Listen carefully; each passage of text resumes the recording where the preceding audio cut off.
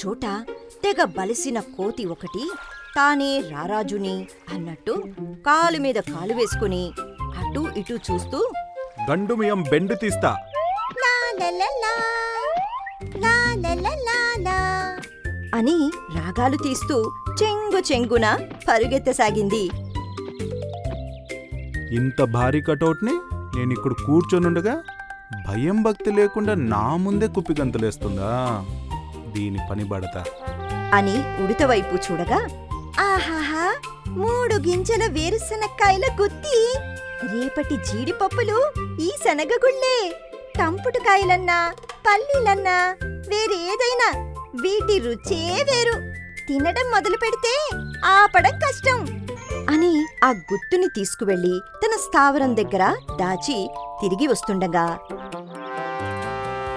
ఏయ్ ఇలారా, చెంగు చెంగున కోతి దగ్గరికి వెళ్ళింది ఉడత. గండుమియం బెండు తీస్తా.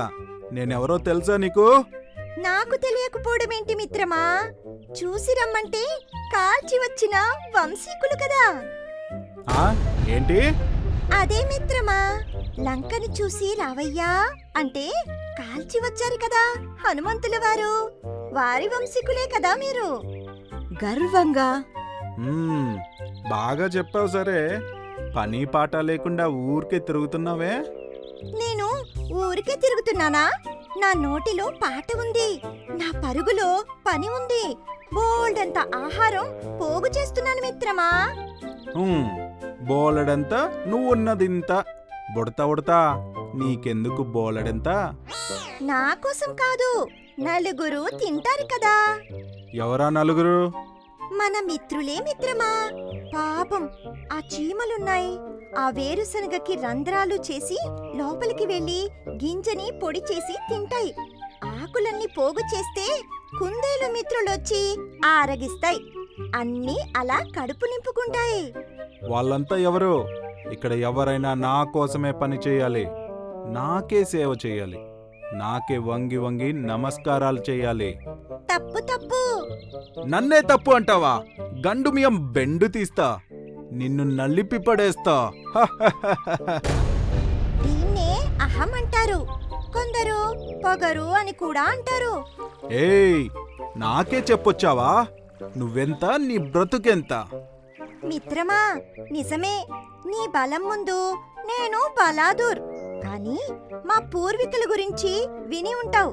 లంకకు వెళ్ళటానికి సముద్రంలో రామసేతుని నిర్మిస్తే రాముల వారు మెచ్చుకుని ఎత్తుకుని తనువంతా పామారట. అలా వచ్చినవే ఆ రాముల వారు గీసినవే ఈ గీతలు. చెట్టు పేరు చెప్పి కాయలు అమ్ముకోవాలనుకుంటున్నావా? అమ్ముకోవడం కాదు మిత్రమా, సేవను నమ్ముకోవడం, నలుగురికి ఉపయోగపడడం. ఎహే, ఆపు నీ పనికి మాలిన మాటలు. ఇక్కడ నా మాట నెగ్గాలి, నేను చెప్పిందే వినాలి. నాకు ఎవరు ఎదురు చెప్పకూడదు. సింహమైనా సరే దాని తోక మెలితిప్పి ముప్పు తిప్పులు పెట్టగలిగిన వాణ్ణే నేనే. ఇక నా మాటలు నీ చెవికెక్కవు. ఆ ఏమన్నావ్? గండుమియా బెండు తీస్తా అని మీకు ఏం చెప్పగలను మిత్రమా? మిత్రమా కాదు, నేనే ప్రభువుని, నేనే రాజుని. చిత్తం ప్రభు. మరిక సెలవా? వెళ్ళు. చీకటి పడింది, తెల్లవారింది. అలాగే పోజిచ్చి కూర్చుని ఉంది కోతి. ఎక్కడి నుంచి వచ్చిందో ఓ రాయి వచ్చి తలకు తగిలింది. ఆర్తనాదం చేస్తూ పడిపోయింది కోతి. కాపాడండి, రక్షించండి! పరుగు పరుగున వచ్చింది ఉడత. అయ్యయ్యో, ఇదేంటి మిత్రమా? చూసావా, నేను ఆపదలో ఉంటే ఒక్కరూ రాలేదు. ఎలా వస్తారు మిత్రమా?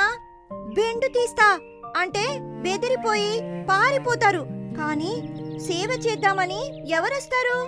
ఉడుత వైపు అలా చూసింది కోతి. ఉడుత అన్న మాటలు, సేవని నమ్ముకోవడం గుర్తొచ్చాయి కోతికి. సరేలే, నేనున్నానుగా, నువ్వేం భయపడకు అని వేలాడిపోయిన కోతి కాళ్ళకి సేవ చెయ్యసాగింది ఉడుత. వాళ్ళిద్దరి మధ్య జరిగిన సంభాషణ అంతా కోతికి గుర్తురాసాగింది. కోతికి కట్టుకట్టడం పూర్తయింది.